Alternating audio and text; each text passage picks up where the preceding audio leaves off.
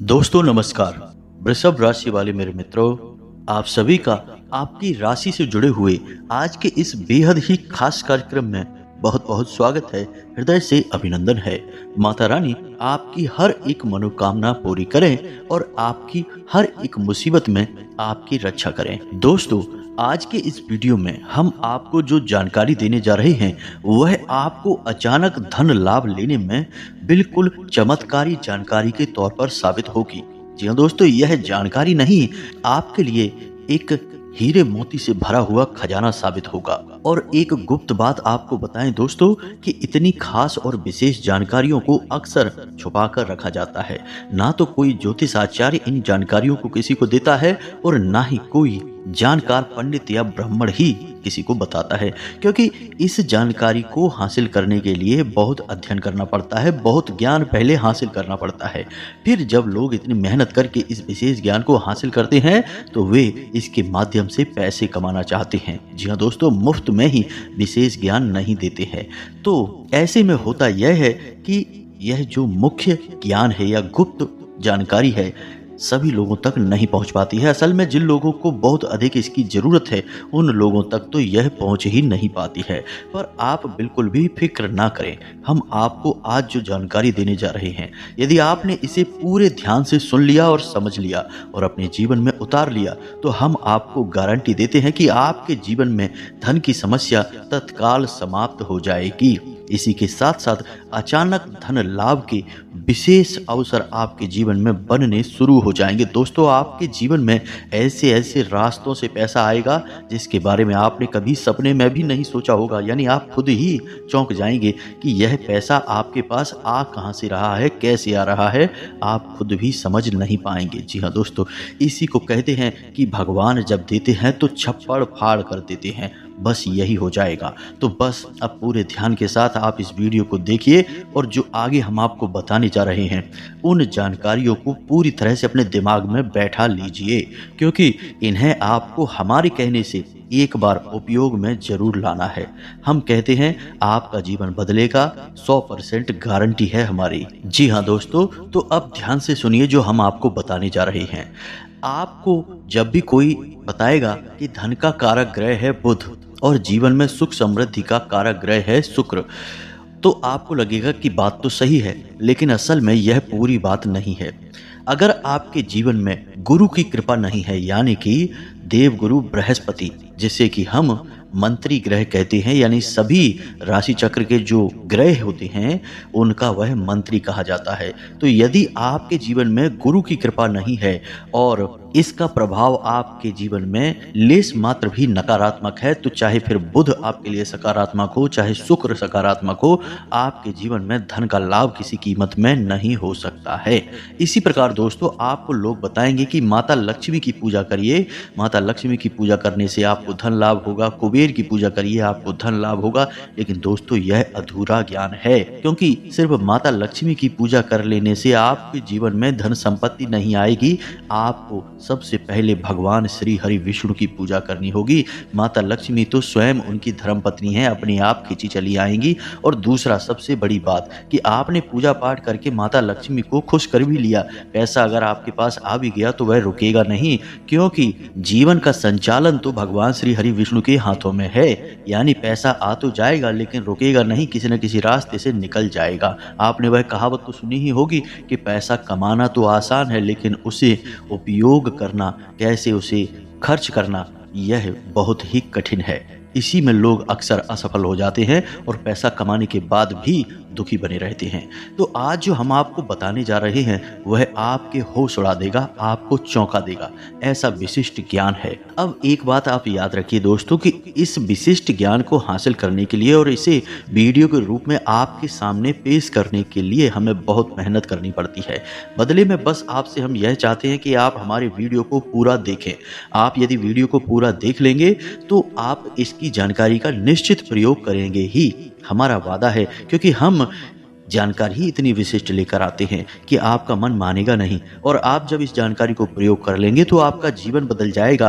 और जब आपके जीवन में खुशियाँ आएंगी तो हमारी माता भद्रकाली के लिए भक्ति सफल हो जाएगी और हमें लगेगा कि हमारी मेहनत भी सफल हो गई, जीवन भी सफल हो गया। तो बस दोस्तों, आपसे हाथ जोड़कर निवेदन है कि वीडियो पूरा देखना है, बीच में छोड़कर बिल्कुल भी मत जाना। हम सच्चे दिल से आपके लिए मेहनत करते हैं।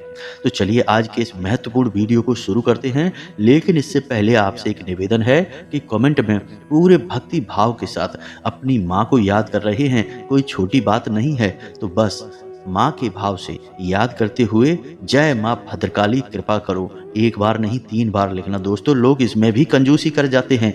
माँ जो जगत माँ है, सबकी माँ है, उसको भी याद करने में कंजूसी कर लेते हैं। एक बार ही लिखकर रह जाते हैं और कुछ तो लिखते ही नहीं हैं। यह बहुत गलत बात है। तो ऐसा नहीं करना है। जल्दी से कमेंट में लिखिए। और आपको विशेष जानकारी दे दें कि शनिवार के हवन के लिए, जो कि सर्व मनोकामना पूर्ति हवन हम करवाते हैं माई के आदेश से, उसमें अपने नाम से आहुति करवाने के लिए अपना नाम और अपना स्थान लगातार भेजते रहें। ऐसा नहीं कि एक बार भेज दिया और काम खत्म हो गया। नहीं दोस्तों, एक बार क्या, जब भी आपको मौका लगे बार बार भेजिए, क्योंकि धाम पर आपकी अर्जी लगती रहेगी और माई का ध्यान आपकी ओर खिंचता रहेगा और आपके जीवन से सारी तकलीफें धीरे धीरे दूर होती चली जाएंगी। आपका जीवन भी भक्तिमय हो जाएगा। माई के आशीर्वाद से आपका जीवन स्वर्ग बन जाएगा। तो बस कंजूसी ना करें, अपना नाम और अपना स्थान भी लिखकर भेज ही दें। इसी के साथ साथ दोस्तों, आपसे एक और छोटा सा निवेदन है इस दास का कि आपको यदि हमारी सेवाएं पसंद आती हैं, मेहनत अच्छी लगती है, तो आप हमारे चैनल को सब्सक्राइब करके बगल में जो घंटी का निशान है उसे दबाना बिल्कुल भी ना भूलें। ऐसा करके आप हमारा मनोबल बढ़ाएंगे और यह बिल्कुल ही फ्री है। तो चलिए इसे भी माँ की सेवा समझकर इस दास के इस चैनल को सब्सक्राइब भी अवश्य कर ही लें। चलिए दोस्तों, अब आगे बढ़ते हैं। तो दोस्तों, हम आपको बता दें कि ऐसा कोई भी इंसान इस संसार में है ही नहीं जिसे पैसे की ज़रूरत नहीं है। जिसके पास बहुत ही कम है, वह चाहता है कि इतना आ जाए कि उसका जीवन सुंदर हो जाए, ज़रूरतें पूरी होने लगें, खुशियाँ आ जाएं। और जिसके पास बहुत अधिक है, वह और अधिक मांग रहा है, क्योंकि अब उसकी इच्छाएं इतनी अधिक हो चुकी हैं कि वह संसार में नंबर 1 होना चाहता है, बस जीतना चाहता है, हार स्वीकार नहीं है उसे। तो दोस्तों, यह तो एक दौड़ है और सभी इसमें भागे चले जा रहे हैं। लेकिन हम आपको बता दें कि कभी कभी सचमुच में पैसे की ऐसे समय पर जरूरत पड़ती है जबकि पैसे के बिना ऐसी स्थिति बन जाती है कि बस जान ही निकल जाएगी, क्योंकि बात मान सम्मान पर आ जाती है। तब आपको निश्चित तौर पर मदद मिलनी ही चाहिए। अब याद रखें दोस्तों कि यदि आपके ऊपर भगवत कृपा नहीं है तो आपके अपने भी आपका साथ नहीं देंगे, फिर चाहे स्थिति अच्छी हो या बुरी हो। लेकिन यदि आपके पास ईश्वर की कृपा है तो साक्षात ईश्वर आपके सामने किसी न किसी को भेज ही देंगे, आपका मददगार बनाकर, आपका दुख दूर करने के लिए किसी न किसी को माध्यम बना ही देंगे। और कई बार आपने जीवन में लोगों को ऐसे कहते अवश्य सुना ही होगा कि पता नहीं कहाँ से ये भाई साहब आ गए, पता नहीं कहाँ से ये सज्जन आ गए और इन्होंने मेरी मदद कर दी, वरना पता नहीं मेरा क्या होता। दोस्तों, ये जो बातें हम आपको बता रहे हैं, ये किसी दूसरे लोक की बातें नहीं है, इसी संसार की बातें हैं और ऐसा हो रहा है। तो अब आपको समझ में आ रहा होगा कि जीवन में सफलता पाने के सूत्र क्या हैं। आप यदि अंधी दौड़ में बस दौड़ते चले जाएंगे तो केवल और केवल परेशानियां ही आपको मिलेंगी, धन दौलत सुख समृद्धि नहीं मिलेगी। इसके लिए आपको आध्यात्मिकता को भी साथ में लेकर चलना होगा, धर्म के साथ चलना होगा, भगवान के साथ चलना होगा, ये यूं कहें कि भगवान की राह पर भी चलना होगा, तभी आपको सुख प्राप्त होगा, धन दौलत सब कुछ मिलेगा। तो दोस्तों, अब ध्यान से सुनिए जो हम आपको बताने जा रहे हैं।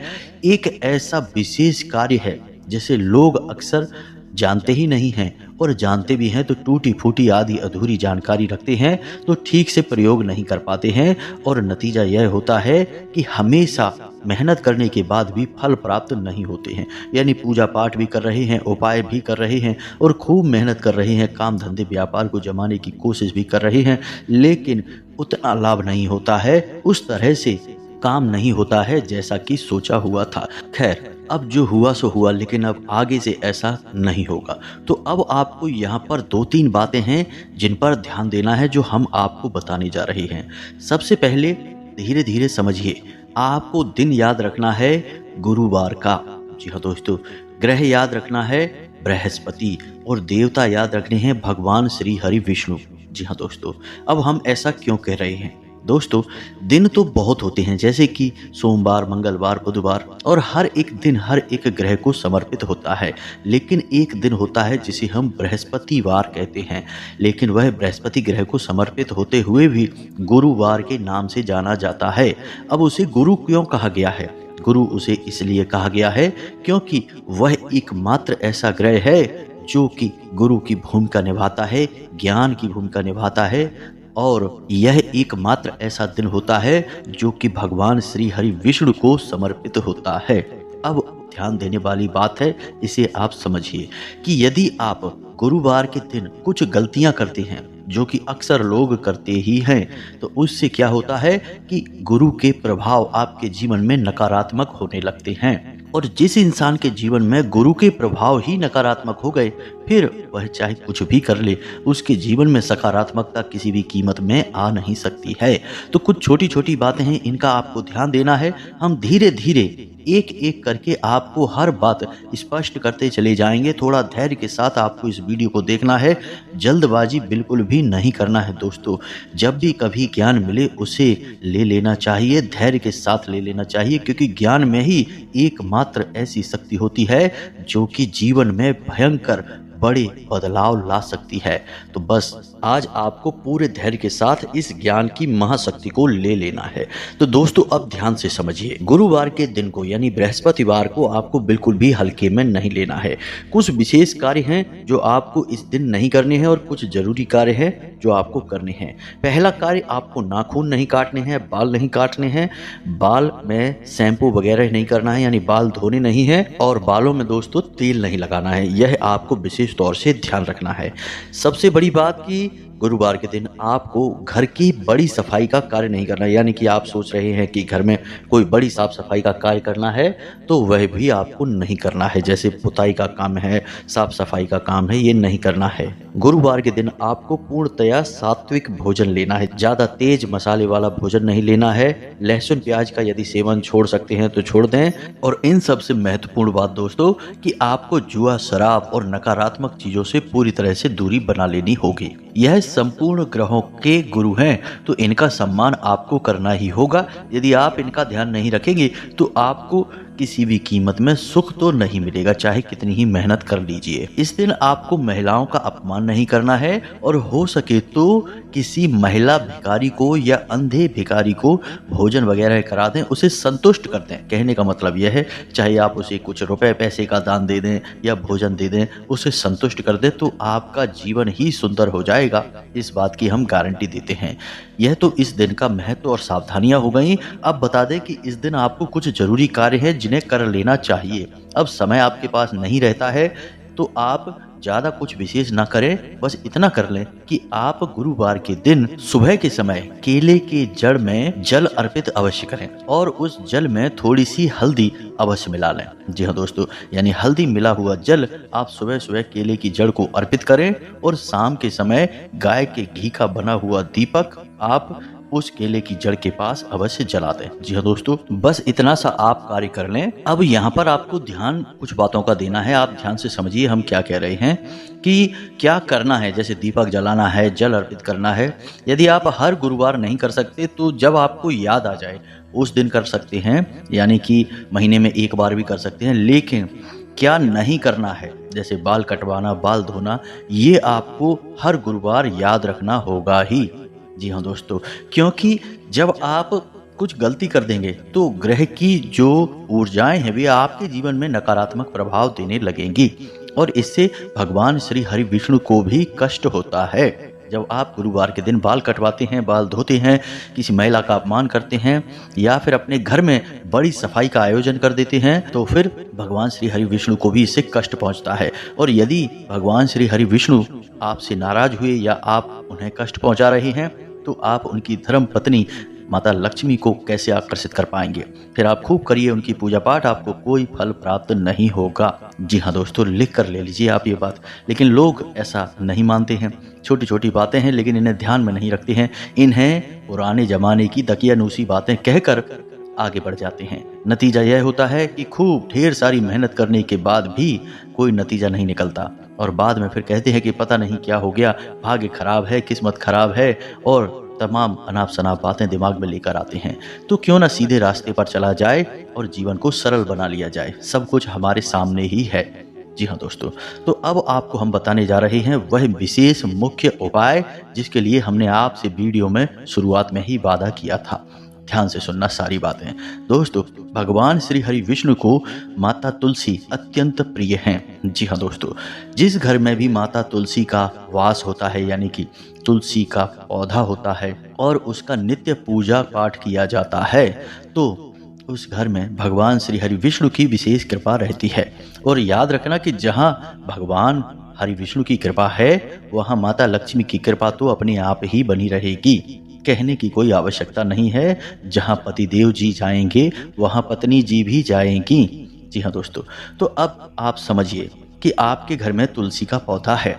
कभी कभी ऐसा होता है कि तुलसी का पौधा सूख जाता है। अब तुलसी का पौधा सूख गया और तुलसी का पौधा सूखते ही आप थोड़ी टेंशन में आ जाते हैं कि अरे ये क्या हो गया, तुलसी का पौधा सूख गया, लगता है घर में घोर नकारात्मकता है। और ऐसा होता भी है कि नकारात्मकता यदि आपके घर में प्रवेश करेगी तो तुलसी का पौधा सूख जाएगा। बाद में आपने उपाय किए, पूजा पाठ किया, कोई अनुष्ठान किया और नकारात्मक ऊर्जा आपके घर से निकल गई, लेकिन एक बार जो पौधा सूख गया वह दोबारा हरा नहीं होगा।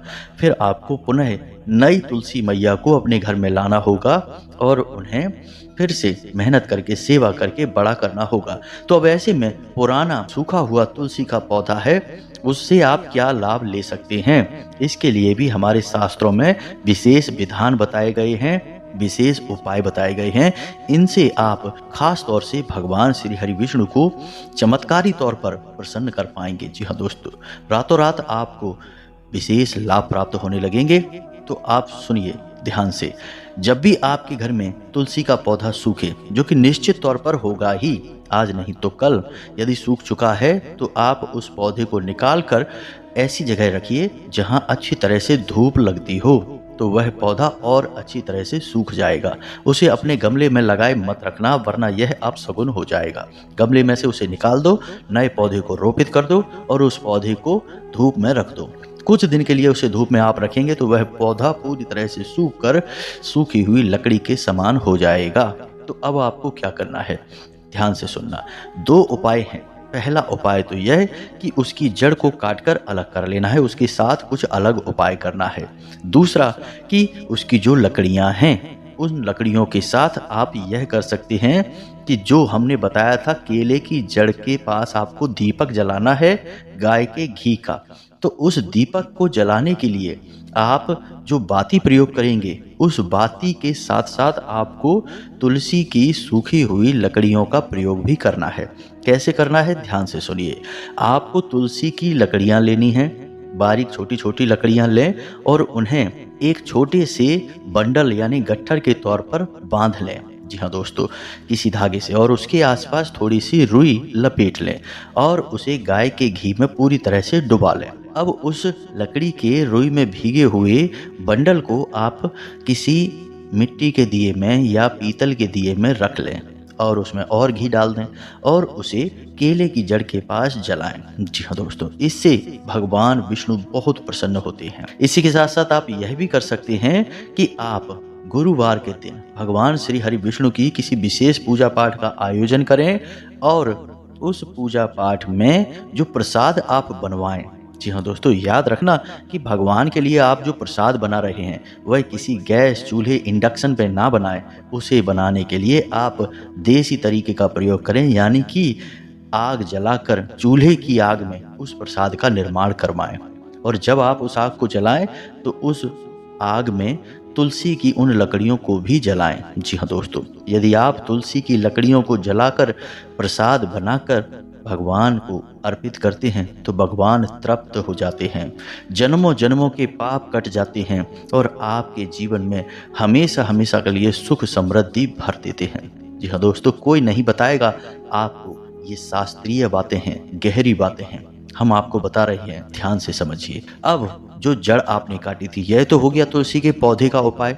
आप दीपक जला सकते हैं हर गुरुवार को और हर गुरुवार को ही आप प्रसाद भी तैयार करके भगवान को अर्पित कर सकते हैं। जी हाँ दोस्तों, कोई भी प्रसाद बना लें, बेसन का हलवा बना लें या कोई बेसन की मिठाई बना लें, पीले रंग का प्रसाद होना चाहिए, बस यह आपको याद रखना है। अब उस जड़ के साथ क्या करना है, तो अब ध्यान से सुनिए। गुरुवार के दिन आपको लाल रंग का एक कपड़ा लेना है।